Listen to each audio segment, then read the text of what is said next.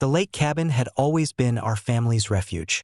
My wife and I built it with our own hands 20 years ago, and now it was time for it to shelter someone else. Our son, coming home after a year deployed overseas. We drove up that crisp morning with a trailer full of his gear, footlockers, duffel bags, even a handmade wooden chest his unit gave him. All of it carried sweat and sand, but it was coming home.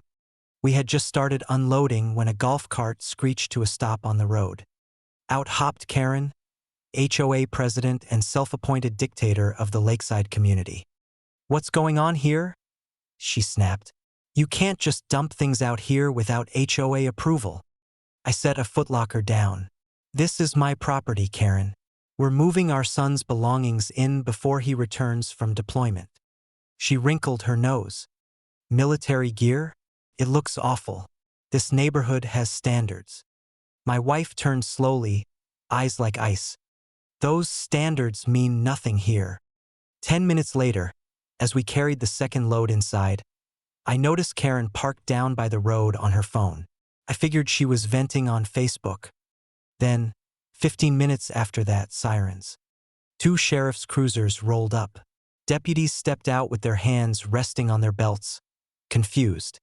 "Got a call about a possible break-in," one said. I just stared. "You have got to be kidding me." I pointed to Karen, still on her phone.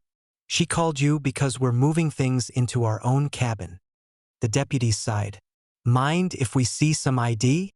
We showed our driver's licenses and I handed over the deed, our names clear as day. Then my wife walked up with a box in her hands, dust on her jeans, and said, "And if you need more proof, those boxes belong to Sergeant First Class Daniels, our son. He comes home next month. We're preparing his cabin." The deputies froze. One of them took a step back, pulled off his hat and said, "Ma'am, thank your son for his service. And sorry you had to deal with this." Then they both turned on Karen. "Ma'am," the taller deputy said, "you just made a false report. Waste of county resources. Do it again and you'll be cited."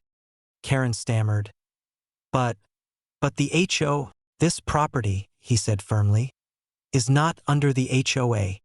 The deputies left. Karen stayed. That was her mistake. I'd been patient with her for years, ignoring her flyers and empty threats, but calling 911 on us, dragging law enforcement into a family moment. She had crossed a line she couldn't uncross. I spent the next 2 weeks pulling every record from the county. And what I found? Gold.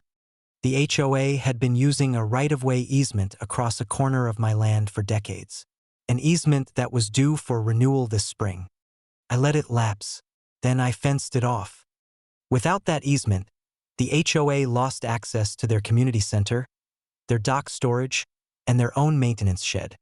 When the lock went on that gate, Karen herself came marching up. "You can't do this." I handed her a single page.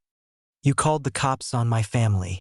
You made our son's homecoming harder than it already was. So yes, I can. And I have."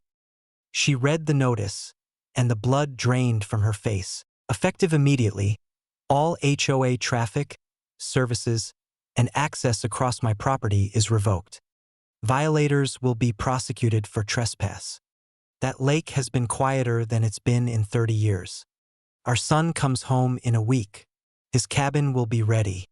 And the HOA? They can sit on the other side of that locked gate and think about what respect really means.